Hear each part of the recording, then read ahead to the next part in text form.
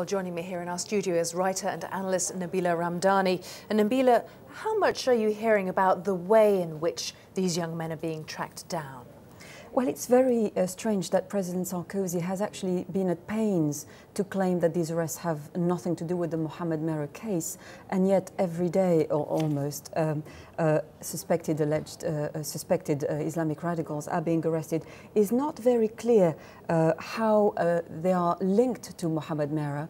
We've seen last week, for example, that 20 alleged terrorists have been arrested for criminal conspiracy in connection with a terrorist enterprise.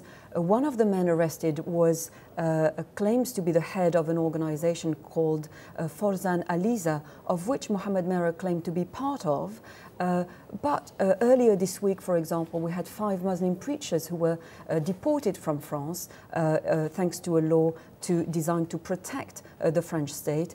And today, again, 10 alleged Islamists have been arrested in fresh raids. So it's not very clear how they are connected, but certainly the impression is that President Sarkozy is trying to make out that there are plenty of Mohamed Merahs lurking on council estates and indeed in mosques all over France. President Sarkozy was very clear, wasn't he, in the hours after that violent outbreak, that this was a lone wolf, that there was not a conspiracy, there was not a network.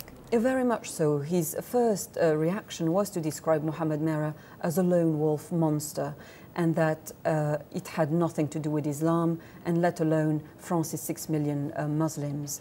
However, as I said, it is also, these arrests are coming quite handy for a struggling president. With elections coming up. 2 weeks before the first round.